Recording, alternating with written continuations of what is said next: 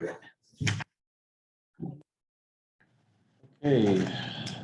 it's the date today, 30th, March 30th.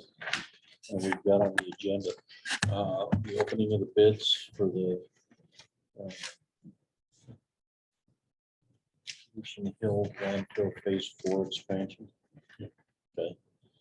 The time has come for that. We'll open these in the order that they're sitting here and read them. When we're concluded with that, we'll turn them over to Road Bridge to check compliance. So I will be taking them and sending them up to Great West Engineering, and they will do the final check. Before you open them, they will have to acknowledge addendum number 1 and addendum number 2, and they will have to have a bid bond and a performance bond. included. Okay. On the envelope anyway.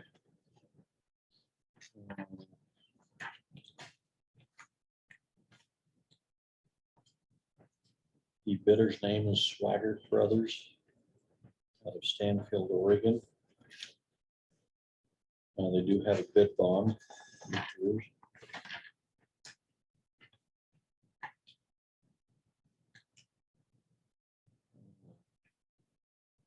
Is the bid bond the same bond as the It performance? should be a different one. In the advertisement of bid, there was a bid bond and a performance bond.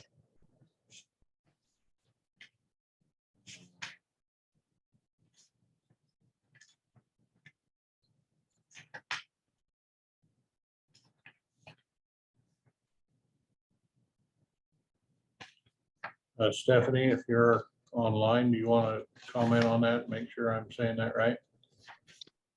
Yeah, so we don't need a performance bond right now. That's only after we award it. So we'll have a payment and performance bond. Right now, all we need is a bid bond for 10%. And that's the way it was. Okay. Okay, they do have the bid bond. I won't go through the unit prices, but I'll just give the total of all units. Or the grand total. Their bid is $6,443,400 even. 6443400.00.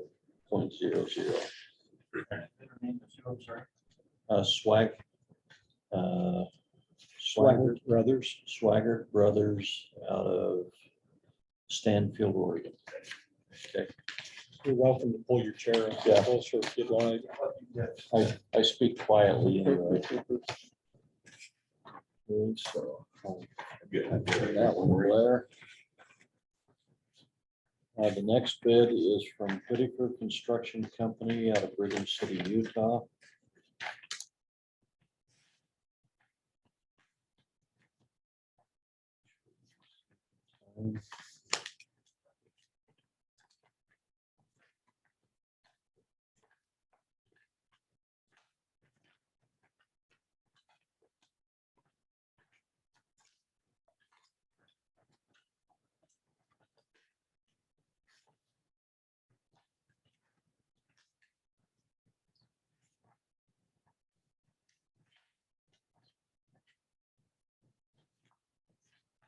There is a bid bond included. The total bid is $5,857,616.50. 5,857,616.50. That was Whitaker Construction of Brigham City. Next one we have is Gale Lim Construction out of Blackfoot.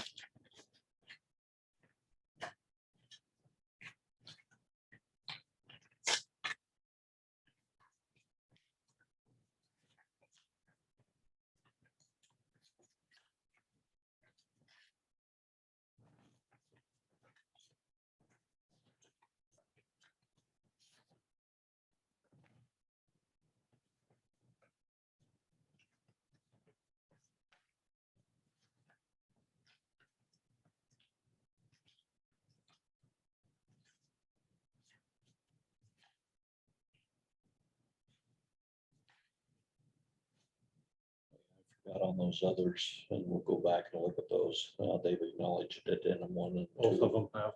I'm not sure. Let's check that. But Gale Lim has acknowledged those.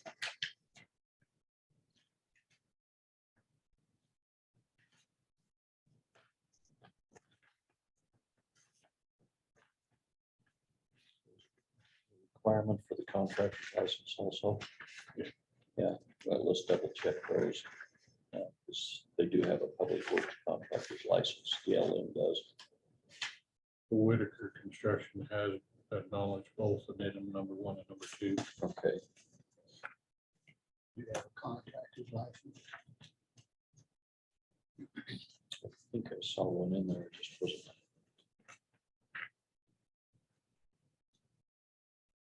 Yeah, they have a contractor's license.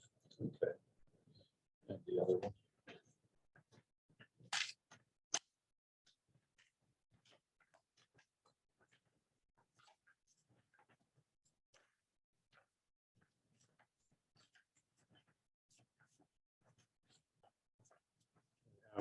Contractor's license.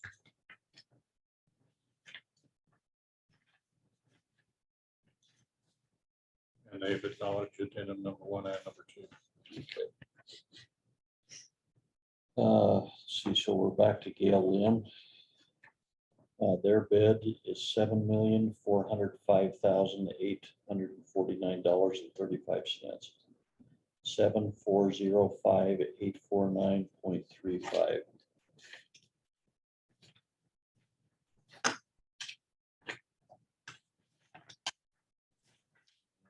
Next one is Montana Civil Contractors, out of Belgrade, Montana.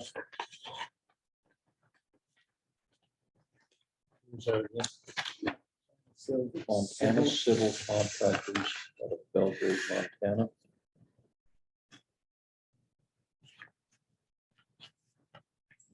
We do have a bid bond.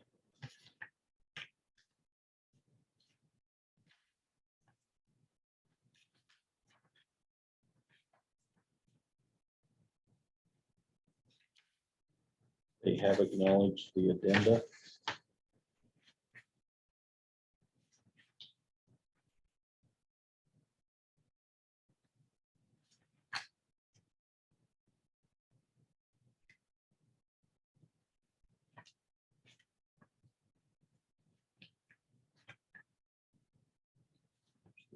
Bid bond.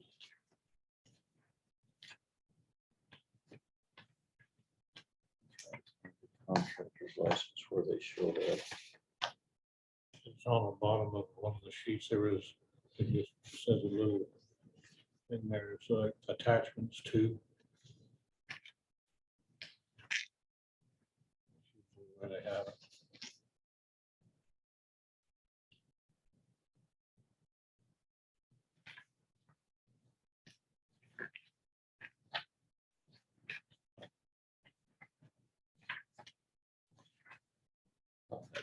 Check that. But their bid is $6,411,760. $6,411,760.00. Except for contractor's license. I think that's all of them.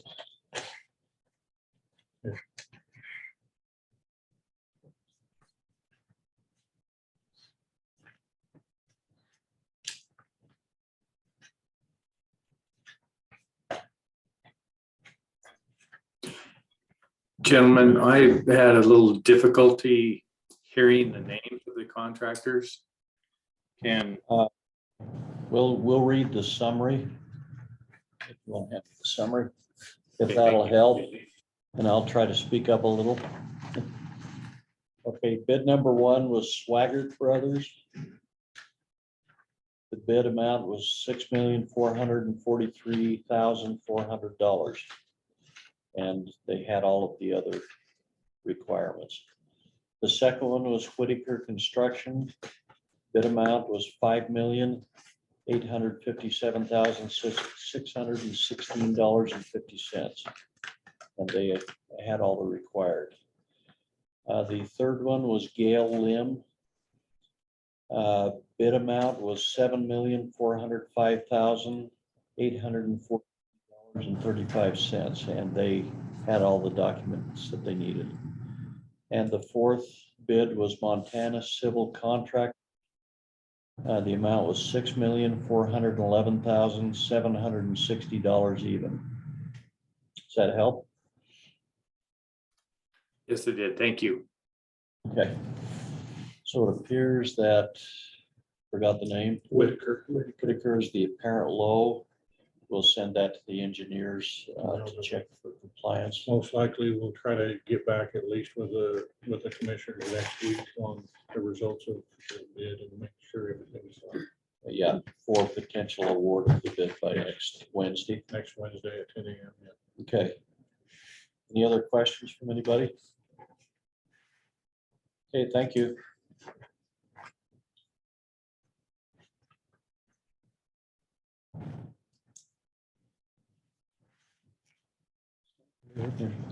If you want to go to Brian, he was, Oh, came in on that 115 road, and I talked to you about it. oh, okay.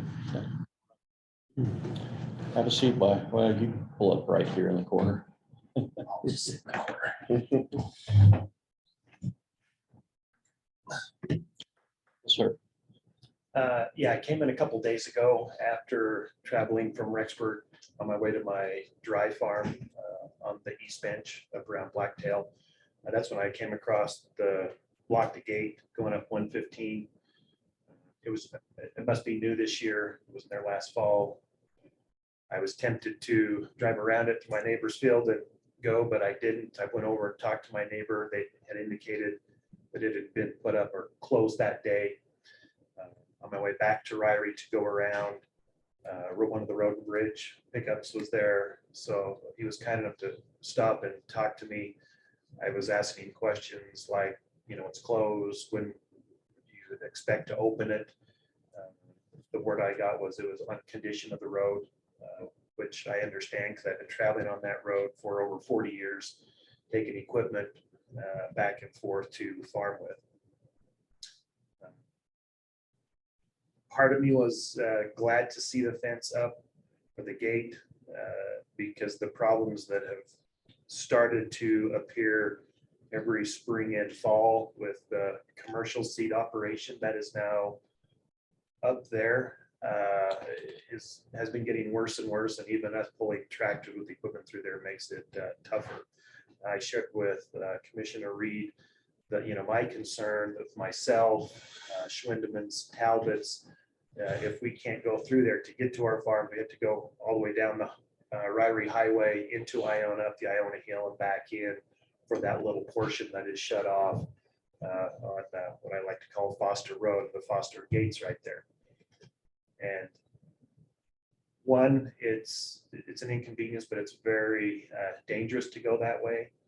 And realizing that this is not going to be a 1 year solution. It needs to be resolved because that seed operation where it is commercial, it ships out every year in the spring when everything is soft and wet.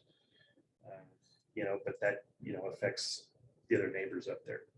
So that's when I wanted to come in, kind of discuss Kind of a what little the plans history, were. it didn't just pop up. It's kind of been brewing the last couple of years because of that problem. They went in and it cost us about $60,000 last spring. Yeah, I to put saw that that. road back together. And so, we couldn't get them to voluntarily comply because we put the barricades down, they just throw them out the way. And of course, then you had a hard time identifying whether it was the wind people. Because they'd say, oh, it's the wind people that are in there. And the wind people would say, no, it's the potato people. And because of the base, we've tried to get cooperation on that to put more of a base in there, but they haven't been willing to help upgrade that road. But where this year, it should be drying out pretty quick because of the lack of snow. Where are we on that? So I think KR is about ready to open that up. I'm I'm not sure. They if did you- open it They did yesterday. open it Yeah, it yesterday. was open Oh, they yesterday. did open it. So, okay. Yes, and already there were soft spots that, it was reminiscent of last year, and Well, the the soft, truck count has, because of the time of the did year, we open it because too of where quick? they're going. Well, no, you didn't open it too quick. It's, the issue is that a commercial seed farm was allowed to go up there without, and I don't know if they did a traffic study to see what impact that would have on roads going, being that overweight and being a farmer. If there's not a weight station, once in a while, our trucks will get overweight and I don't think there's a weight limit on the roads. Problem. there is. No, not really. I mean, we have frost laws and stuff out, but Yeah. when it comes to a gravel road out there, it's very difficult to enforce a true strict weight limit. Correct, and being a farmer, a lot of times the IDT will put portable stick scales around to kind of keep us all in check. I haven't seen any of those up there, and I don't know if they're even willing to do that. They You know, don't just- like to get off the asphalt. And I don't blame them, and that's why we'd really like to motivate and encourage Where's the- Uh, in the right place? Fosters to invest the money into fixing that road, because it's not just, we go up with a few tractors, pickups on that road this time of year. We're not, hauling the heavy loads like they are. And for them to have to haul all the way, and the other gate that was put in to close down the road was conveniently just past, their That's where entrance. that's where we close the road. Correct, but Random it's, spot here, it's convenient enough that, it doesn't motivate them to. So it's a little bit further fix south. the road. It basically, the gravel portion starts there at 101st North. Right here. Well, a little bit past there is where, so 89th North where that Yeah. shows, that's where the gravel road starts. That's where the barricade or the gate is. And then it goes further south down to, Yeah, and it goes further south, and again, it doesn't, if you're coming from the south in, the commercial operation can still get to their facility. The road is already, when you turn out and go south, it's already spongy and torn up. And they have to go all the way around the Iona Hill, just like we have to. And I know Brad and Dave, and they may originally not have thought that it was wise to invest the money, but I'm sure once they truck around the Iona Hill for a week or 2 weeks with their customers during this time of year, that they'll realize that they are spending the additional cost. They should work with the county to come up with some solution to improve that road so that it's usable by everybody during these peak times. Where's zoom out enough? Where's the gate? And the gate is right there, close to 89th Yeah, North, if you go down on a little right there, right there. yeah, because that way Talbots can turn into their property. And then that's the where the gate gate is is. just past there. The That's north the gate. northernmost gate. okay, the seed processors are. Further Well, south, They're up They have an around- operation that's just north of this, which I understand off that of 101st. that the county is investing money to improve again. Well, Which there could be we're turning the gravel road to oil on 101st mostly because of the residents that live there. We did offer to go a little farther than that, but they would have had to participate in it. They didn't want it. Yeah. And But what I'm trying to figure out is, the south gate. where's your farm? My farm, if you keep going, you'd have to zoom out. So from the Black-tailed Boat Dock south and on the west side is where my property is, all the way along the rim. Did you buy Jensen's or, Some of Jensen's, yes. oh, did you? Yeah. That's a great lake deer hunt. It is, there's lots of deer out there. Craig used to let us go hunt that on the lake hunt. Yeah, Our dry farms are up above Caps, all the Olsons. Yeah. So we're pretty familiar with that country. they're pretty tame down here. They taste pretty good because they eat grass and stuff. So yeah, we bought the Hanson place, the Campbell place, and some ground from Craig. So my question is to get your equipment in there, because we've got an area there just past the Bulls Fork turnoff through the Dugway where it fills in with snow. Uh-huh. And to be able to get our farm equipment, sometimes we've talked to Simmons's and they let us take our farm equipment through their fields as long as. Well, the and that fields was, the other day when we were stopped and talking, Talbot's hired guys were there, and they were asking the same question. Because they own the property on both sides of the road. Can we go into our field, go back on the road? And it was explained, Well, no, if the road is closed, the road is yeah, not closed, so back you have on to the go. road, but see, we'd go in Simmons's sometimes to get to theirs. I don't know if you're familiar with that. There's a little S curve there, and a cattle chute, and then going up to Simmons's. It used to blow in so bad there below that butte. Yeah. And we let Sweeters and Simmons's go kind of up on that hill again. Yeah. Through the field to get past that. I don't know if that would help at all, if it's even possible. Or, We would, Talbots would even. or let you if, do that. yeah, if the because neighbors up we'd there have to get go along. through Talbot's. And depending if it was on the east side or the west side, the commercial seed operators, I'm sure they don't want our equipment getting close to their ground, in case we bring, disease or bugs through there. I mean, I'm sure that would be their concern. So What you- if the county made some type of exception for farm equipment and light duty vehicles? Because it's the overloaded, it's the loaded spud How trucks do you that are enforce causing problems. What's that? That's How do you the problem. enforce it? If it gets opened, does it get locked back? Does it? Well, who I do would say check? you enforce it by, You'd have to have somebody there all the time to let somebody through. That's the problem we had with Foster's. I was thinking about a bit of a berm that trucks can't go over, but farm equipment can. See, because part of the issue they had is they actually had KR up there with the camera showing all the seed trucks in line. And they still said, oh, that's not us. Right. I mean, right now, you showed me a picture where pickups and stuff are going around it now and kind of through the, They went through this well and stuff, and we have made it a bit more difficult with the grader up there to get around, but I we- guess, we've discussed several different options. I mean, we discussed putting rocks and stuff out to the side to try to keep that. But we're afraid that if we put up a barrier around the gates, then it's just gonna force some of the people further out into the field. What we've done is when we designed the gates, we designed it to have a 32-foot wide opening.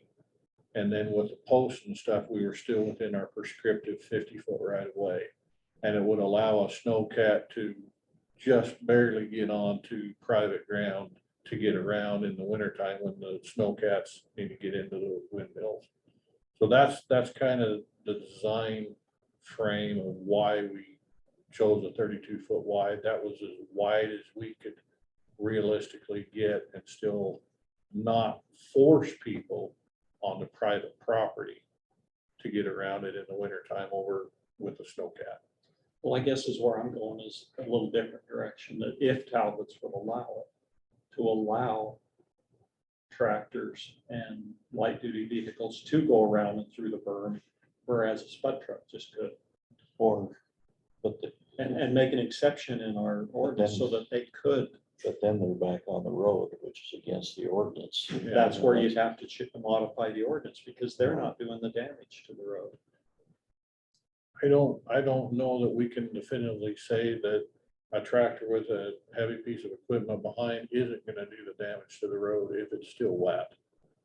Generally, though, they've got this, pounds per square inch or whatever load Yeah, on you're- that spread out because you don't want to. Generally, it is spread out, but if the road is really wet still, I don't know that you can, I've seen a lot of tractors do a lot of damage when roads are muddy and wet. So We buried some case tractors occasionally if we get up there too early. Don't want to get out. And most people, like I said, we've been going back and forth for 40 years there with the tractors, and the roads have never, been near as bad as they've been in the last 4 or 5 years. But if you got back in there with the tractors, you'd have to have the pickups to go. Well, and Unless- And you're correct. And generally there's, behind that gate, I'm gonna say there's Talbot's, Schwindeman, and myself.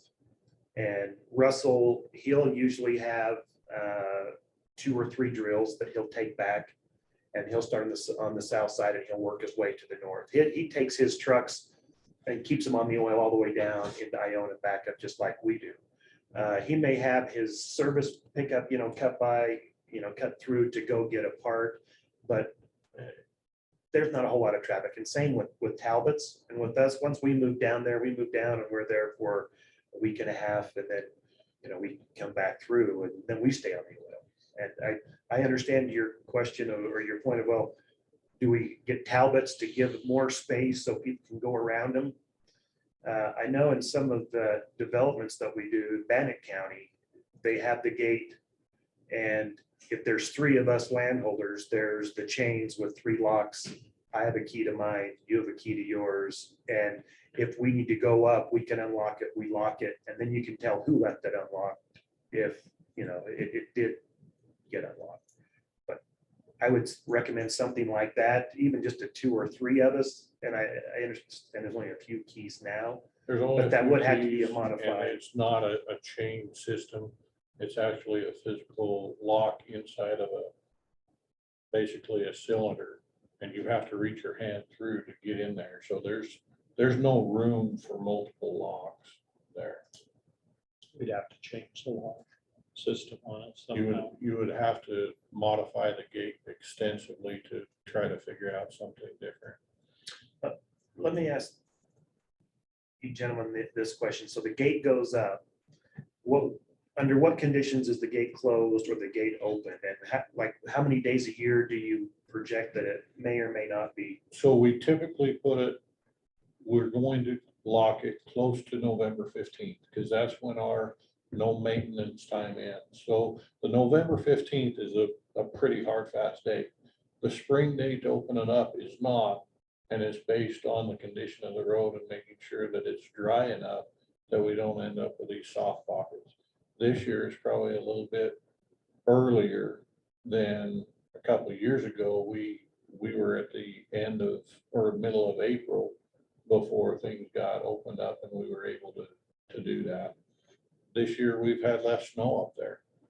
So, but it's based on the condition of the road and making sure that it's dry enough that these heavy loads can't go over. Well, that's what I'm concerned about, because if it was open right now, myself, Talbots and Schwindeman, you wouldn't even know we even traveled on that road with our equipment. It was open for less than a day when I went up to take pictures, and those soft spots were already prevalent from those trucks that are hauling seed from one seller to another to be sorted. Those trucks are always overloaded. A farmer will overload those things probably 100% of the time. Now, I'm sure that commercial seed operation has weight tickets that shows the trucks when they leave where they are, how much they weigh, and when they arrive. So the county could review some of those tickets to see how consistent they are with sticking with your ordinance of 35,000 pounds. Because What That- about, because I think this, just like we put those load limits, on the paved roads. Mhm. What if you had a period of time there when it's in this in between where you had no truck traffic, light vehicles only, and Yeah. then you can ticket them. Well, again, it comes back to then we need to have I know. enforcement up there basically around the clock Could to do it. enforcement be a camera? We've had limited success because I did try to use a camera in one spot and it was vandalized the first night. So I don't know. Cameras seem like a good idea, but you have to put it in a far enough away position that people won't either shoot it or vandalize it or take it or something else. And then who goes up and who checks it? Where does it get sent to? I get your point. Looks like it's 3 miles to the cellar. Well, and if you move the southern gate 150 yards to the south, none of those trucks will leave during this spongy time in the spring. And I know that's not optimal for the people that own that, but if you go up into the seed area, that's how most of them, they make sure that their seed is out either in the winter or before the spring hits. So the closure was put in place because of the need to access that property. They were able to get a building permit to put those cellars there, and they put them there, and it was an ag exemption, so we could not close that road after they already had those cellars permitted and installed. And that is where we have typically closed the road. It's still Since they debatable got whether they got the proper permits at the time, once they already built it. I mean, that's still a point of discussion. Yeah, I mean, we're talking about things that, and I don't know if there was a traffic study done about putting that large of a commercial enterprise in at the time, or No, if I it wasn't, don't but we're just believe there dealing with were. the. I believe they got those building permits based on an ag use, and there were no studies at all. It didn't go to the planning and zoning. No, It was just permitted as an ag use. Well, I guess maybe it's the interpretation, because I know of lots of roads that have ag use potato storages that they, just like up here, they stop maintaining after a certain day, and it's up to the farmer to, have his own access in there. I don't know why this one would be any different, because this whole problem is coming from that operation. on 115th, most of the problem comes from that operation. But we have plans to install additional gates on additional roads But that where all, we don't have that particular. that operation. penalizes all the rest of us that are not causing this problem.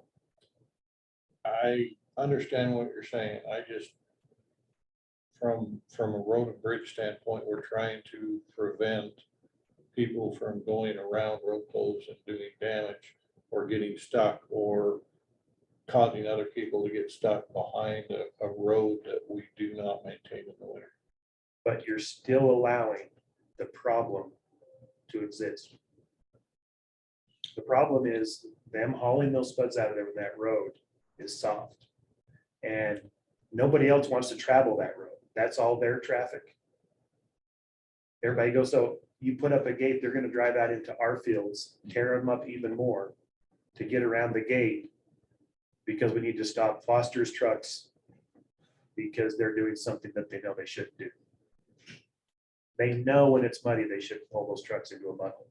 It's a Or good in the point. south. The guy who's causing the damage ought to be the one paying for this, not everybody else who's trying to use that road and make a living up there.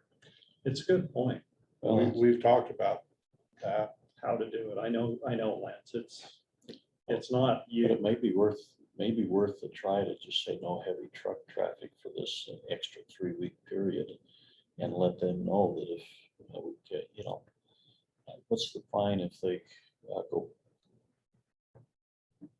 So I don't know what the citation is. The Bonneville County Sheriff's. I don't know what that citation would be. Going around a road closed sign is what most of the time it is, which I'm sure is an infraction.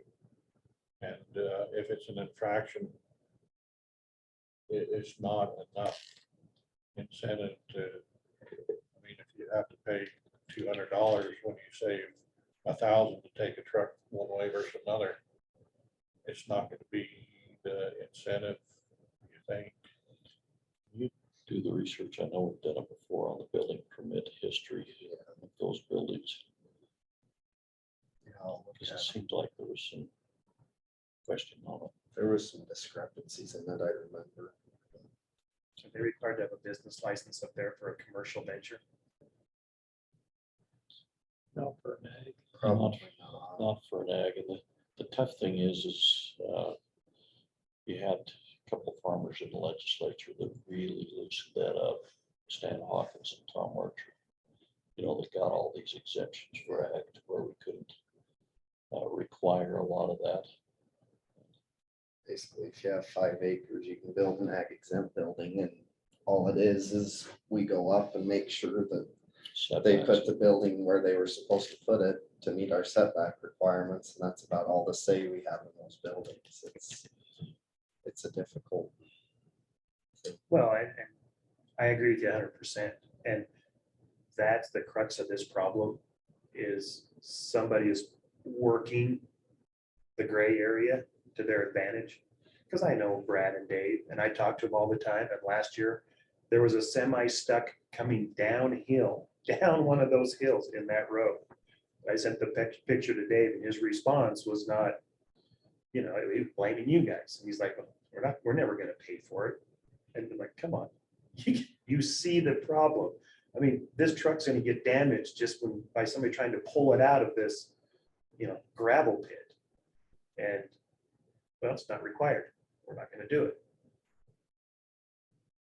Well, that's why maybe some of us neighbors that know them can help encourage them to solve this problem, because we know the Fosters, we get along with them, and I don't think their intention was to hurt their neighbors by doing this. But now it's to the point to where, 2 days ago when that gate got closed, all of a sudden all the neighbors were going, where's Dave? Well, the gate been Yeah. closed since. the Oh, really? Yeah, the gate was closed last fall. It just got opened up. It just barely got opened up, and it was, so we wanted to have at least a grader grade the road before we opened it up to the traveling public and make sure that he was able to get across it without doing any damage, and bringing the rocks back up on and doing the spring maintenance on that road before we open it up. So I hadn't heard that it was opened up to the public.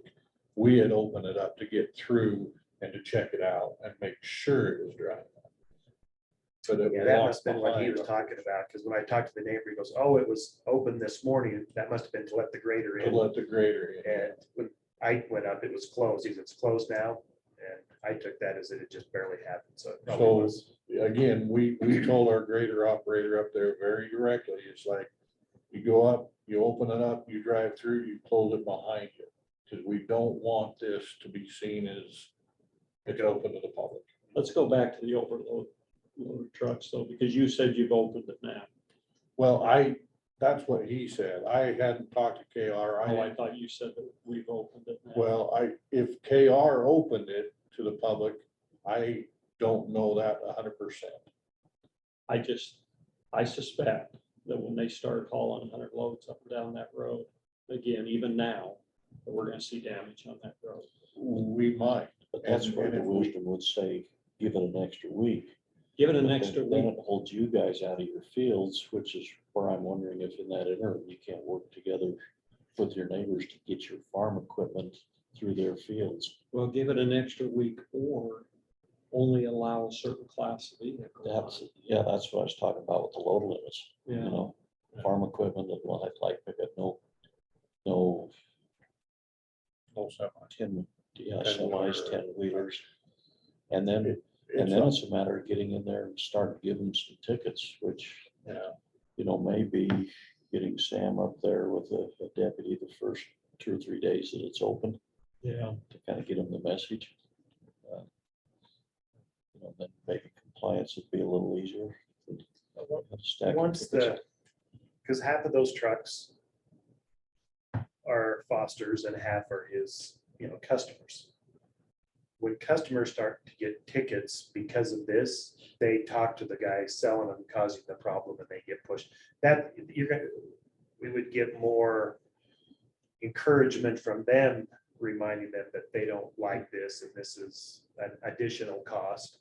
Mhm. And then they probably see the wisdom in it. Because it's probably going to get a little more sensitive, the additional driving time with the cost of fuel. Oh, that, and I'm surprised that hauling down, because you have to go down Lincoln, then you're gonna turn and you're going to go down through Iona. And that road is already narrow. There's a lot of homeowners on there already. And I'm surprised that with all the truck traffic additional just from this, that there hasn't been a bunch of phone calls. I mean, it's just a matter of time. Either the farmer's gonna come in and complain, or the homeowner's gonna come in and complain. And the best thing for them to do is, yeah, to use that road if it was in the condition.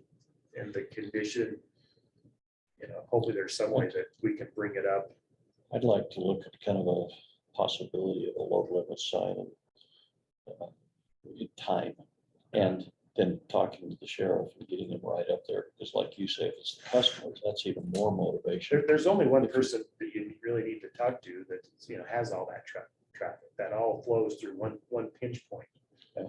And if their scales operator reminds every truck, you can't go this way, you have to go this way. This is where we have to be. I mean, it's, at least we could start educating people. And a load limit rather than a speed limit, because we have both right now on county roads. So we normally have a 50 mph unless otherwise posted on most roads. Right. And up there, I think it would be a unofficial 50 mph road. And there is still the sign up, the spring breakup signs are still. When you're coming onto the asphalt, I don't know that it's on the, Correct. I saw it when I turned or was cutting across Lincoln. I know we wouldn't do it on all back roads, but on this particular one where we're having the problems, could we put a load limit on there and let the operator, the scale operator know, along with, Yeah, they might have the option to short the loads 100 sacks or send them around the other way, to protect that road. so I think it comes back to how do we ensure that?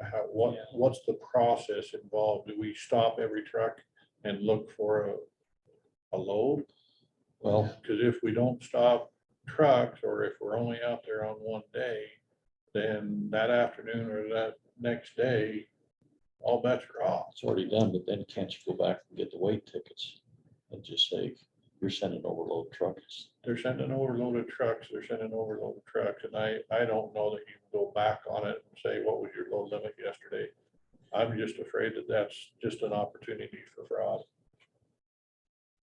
Well, we used to haul a lot of potato seed, and when you knew that the portable scales were out, everybody minded their P's and Q's. But those are the state portable scales. I They're all on understand. asphalt. Yeah. They're not us. I understand that. I'm just saying that if the perception is, or if there were portable scales there one day, that is generally enough that the grower that's hauling his own, he'll mind his P's and Q's that whole spring, because he knows that it's on the radar.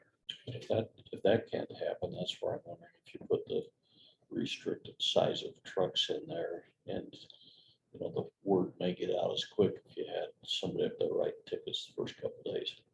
That's probably a better way to do it, is the truck class rather than the load. Yeah, because Yeah. you because send then a you don't have to send worry a about deputy up there for half a day, and you start writing tickets to everybody you see go by, you're gonna, if we could get Sam to do that. Yeah. So when you talk about truck class, I'm not exactly sure what that is. No 10-wheelers or above, Semis. semis. Yeah, but is that a state definition? It is. Is that in the trucking definitions, or? Yeah, they'll is base it off of axles, number of axles. Whether it's truck and trailer, no truck and trailer traffic, you'll see those signs around, because that's Yeah, your larger ones. but those are typically for bridges and stuff like that, and we see that all the time. I'm not sure how to define it enough to be able to put something together for the commissioners to look at. Okay, use the same, Yeah. that's what you would for a bridge, So, the same No, classification. well, so the bridges are defined by, ITD has a bridge group. Right. And they look at the structural stuff underneath it, and they decide, they post the tonnage. We don't have anything to do with it, except we get to put the sign up when they tell us what it needs to be posted at. So when you guys put out the load limit, The low the limits of state frost also laws, does that on some roads. So how do they do it versus you to keep that weight down? Same scenario. Number of axles, size of tires. yeah, That's it's key. amount of PSI per tire. That's what's on our low limit sign, although we frankly admit that the enforcement of those frost laws is dismal. Yeah, but that's because you've got so many miles of that. This one is isolated to one or two problem Yeah. people, and if we could write something up and put the sign up, and then just go up and give them tickets for a Yeah. while. I'll look into seeing what I can find on the axle definition, and I mean, 10-wheeler and up, no trailers, I mean, stuff like that. I'll look into seeing what I can put together. Yeah, I'm just looking here, UX truck class. I mean, they've got classes from 1 to 8. It looks like anything above 14,000 pounds is class 4 and up. I mean, that would be kind of where we would be. So that's class 4 and up, but you'd have to also include trailers. Which would be the majority of it. And farm tractors and things like that would be exempt because, Yeah, they've got the big floaty tires. Yeah. Especially if you're the wealthy farmers from the west side. I mean, they have everything. That Jensen, brand new. that darn Craig Jensen. No, I'm talking- Oh, over he there. likes west to side. harass me. That's, Does Craig have it's stuff the on west Madison side? County guys that do it around the decks. No, he's actually up in Fremont County now. Oh, Craig is? Yeah. I used to work at Pillsbury there in Iona because Yeah. Keith ran that.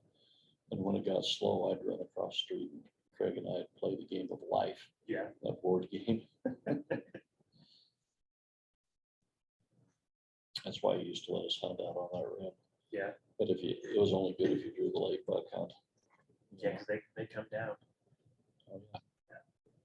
But now they're managing y'all for elk, so it's not, that's where you still get the nice bucks though, in the rut. Yeah, to get the bucks down there, but you have the elk, that's a whole nother problem that I have to deal with. I'll get 3,000 to 5,000 head of elk over there wintering. And there's more elk up there on Blacktail than there is in Jackson. Yeah. That hurt. And they all they love to eat fall grain. Oh, yeah. I don't know if you know Kim Ryan I don't know. and Jack Ryan, they used to run that Tex Creek place for Fish and Game.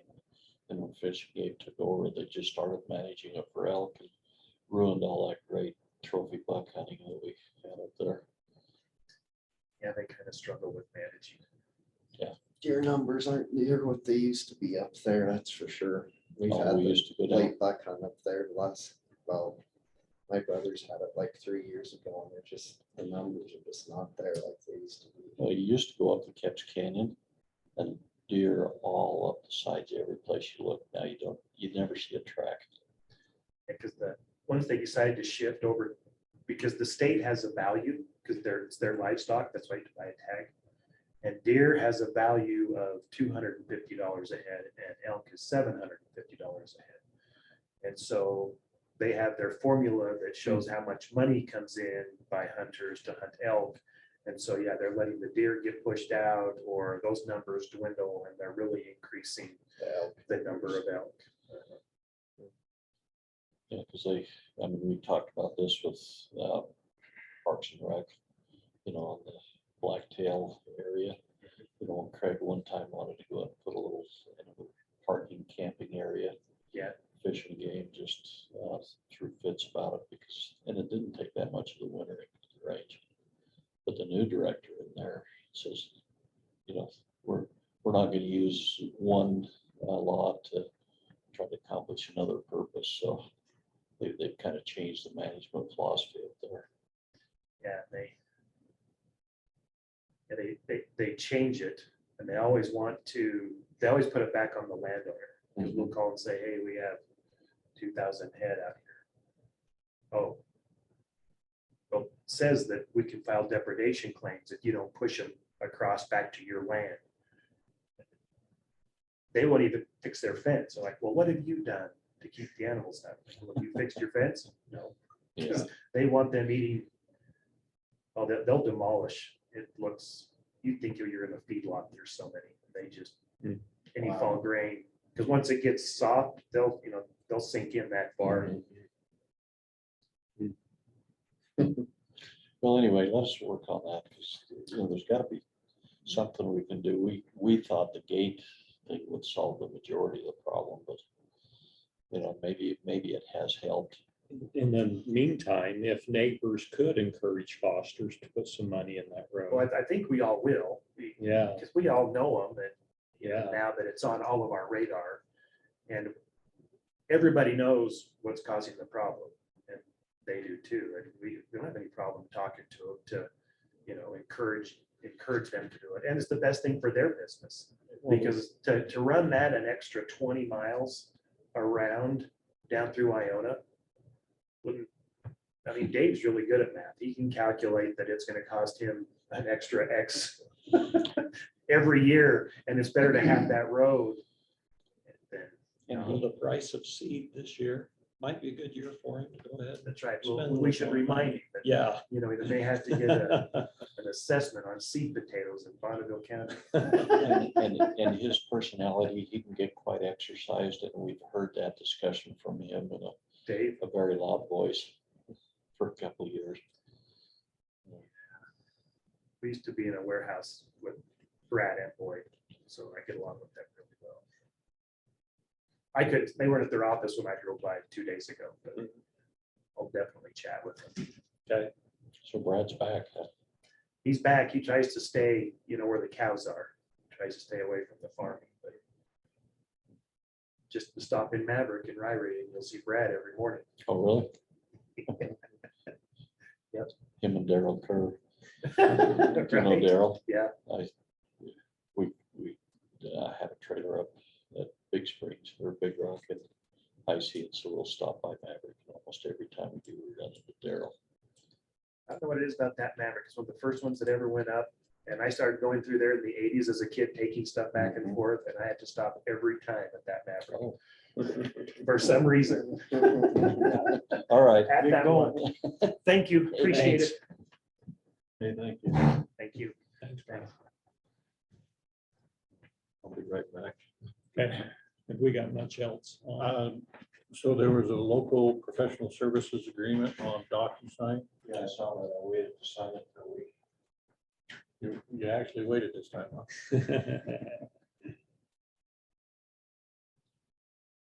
I think that was the only other thing I had on the agenda. That was, Okay. That. Send a text here quick. So I did text KR, and as of yesterday, he did open up 115.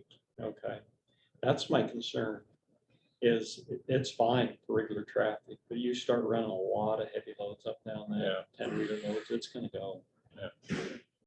And it may, but I know KR has had nearly daily conversations with Dave Chapel for the past 2 or 3 weeks. Oh, really? Yeah. I wish Dave would understand that he's the problem.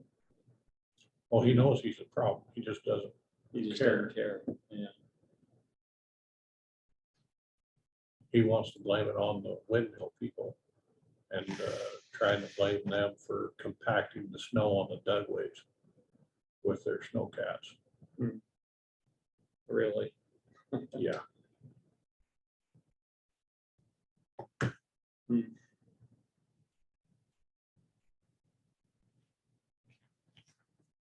I was surprised we hadn't heard from Dave about the gates. KR has. Oh, yeah. He's over nearly every day. But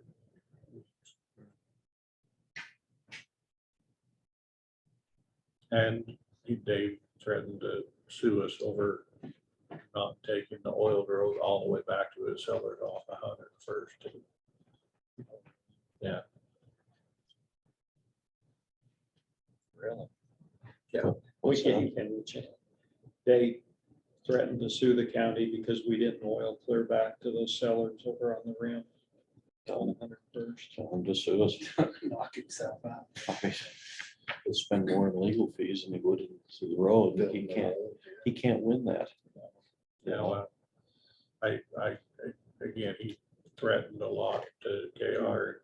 It's like, you know what, if you're gonna do it, I guess we'll refer him to our attorney. You would think Dave would just say thank you for fixing half of that road on 101st, Yeah. you know, rather than picking it. Well, but see, we're pretty defensible because we use that matrix. Yeah, Oh, yeah. Yeah. although there's still roads higher than that. So. And we kind of, that was up at the gray area. Yeah. But the next mile of that is quite a ways lower. So what was the agreement?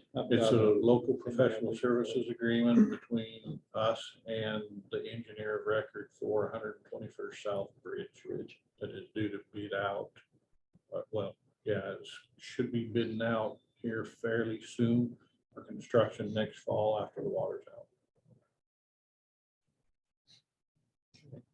Yeah. I would agree. You know, we'll go sign it. Sign it.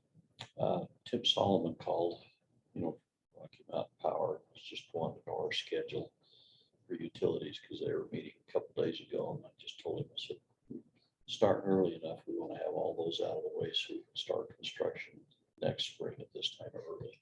On 45th East. Yeah, Okay. Well, they've been kept notified of progress along.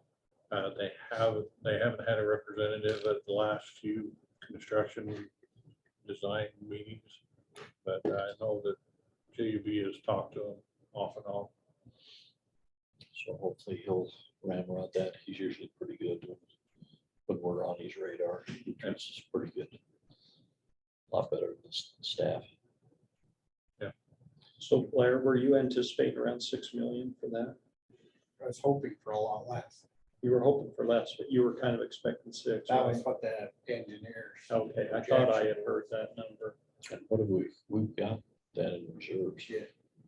built up for this. So, And did you get your tractor? No, I talked to the guy yesterday. I've got the mower tied up, but we talked to the guy on the tractor yesterday, and they're gonna get it running and stuff, so we can go look at it. Should be a good. how about the rebar question that you want to ask? The rebar question. Yeah, is this not gonna get messed up with the rebar? Oh, no, it has tracks. It's a track tractor. so- Oh, okay, the rebar was for the tires. Yeah, yeah, Okay. yeah. Well, the rebar was a problem for the tires, Well, and that's why Tire machine. but not the No, power. it shouldn't bother the tracks as much. The tracks are a lot stiffer and they're a little more forgiving, so if it actually does get on there, I think they'll wear a tire, it just would go right straight through. These are a little more harder. So it's a rubber track. Yeah. Rubber tractor. Seems like that'll take care of most of that problem. I mean, if the guy mows it in the fall, you know, I don't know if you're gonna go mow it this spring to Yeah. get rid of what's Yeah. there. Yeah. But then if you mow it in the fall, Yeah. you know, August, September, when they're dying down, it'll be Yeah. done. And I think we can, so, that was a good question. What type of spray? Have you dealt with tumbleweed? I mean, Yeah. it's just a weed, isn't it? It's So, kochia. yeah, And there is a spray, it's called Star Rain. I don't know what the chemical name is, but Okay. the commercial name is Star Rain. It's just dynamite on kochia. I'm gonna look for a 3-point hitch sprayer, just some I'm wondering if little we one can't that some farmer has. go you know, just through throw it on there and noxious spray weed that. department Yeah. to do that. They already have sprayers. Yeah, And contact Judd and just have him do But they that. can't, I mean, they can't spray that. That's the problem. That's why it doesn't get sprayed like it needs to be sprayed. So, They can't get out there at all. well, they can get out there, but they just spot spray because of the same reason that we don't use a rubber tire tractor. Yeah. yeah. And it's Yeah. rougher, so it's harder. I mean, it would be hard to go in there with pickups and 4-wheelers. That rubber tractor, I mean, you can buy a little sprayer from some farmer that's selling out 14-foot booms. The problem get with it for spraying it is you could kill the stuff in the spring that comes up, you know, when it's wet. Yep. But there'll be stuff come up just with a rain shower during the summer, Oh, sure. and then it'll get dry, and then you can't kill it. Yep. It just, the chemical won't work. That's why maybe a combination. You know, that's why you gotta have them. Well, even the mowing, if you do it early in the spring. Yeah. A good deal. And then maybe once in the summer and then once in the fall. And just take keep care it of mowed it. down. Yeah. And we should be able to do that pretty easily, so. That's We're good. looking at an alternative daily cover that we seen in Boise. And those guys are working on a couple of prototypes, and one of the prototypes we talked about over there was putting that on a 3-point hitch so that we could utilize this tractor to put alternative daily cover on the landfill. So we'd mow, we pulled off the hill and mow, and then put it back up on the landfill and do this daily cover. So we'll see where that goes. That was one of the reasons that maybe purchasing this. And we may update the tractor later on if that becomes a fact, because then we'll be able to utilize it daily. So probably need a little bit nicer, a little bit, this tractor has a lot of hours on it, but we're gonna use it a couple days or 3 or 4 days in a year, you know? So it's kind of a waste, but in the same sense, it's kind of the only piece of equipment that has a PTO that's gonna be able to pull that mower. So, Yeah. I mean, we'll get it knocked down, and obviously we can sell this machinery later on if we can like downsize or figure something out for the use. It's great.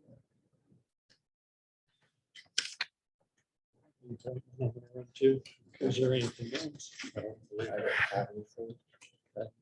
I'll look at those permits and see. I know we've looked at them before. We've but I looked can't at them remember. before, and what sticks in my mind is they just went ahead and built it. Didn't even notify the county, didn't get any kind of a, I think there are some of them that don't have permits. and if they still don't have permits, we may kind of let them back. You talk about if they want to threaten lawsuits. You know, I mean, if they're still got to bill it. When we check into it, you know, they'll probably say, well, you've missed your chance because you didn't enforce it at the time. You know, but we're doing the research based on the problem that's coming up. Yeah. I mean, I've always thought Brad was a little more of a law-abiding citizen.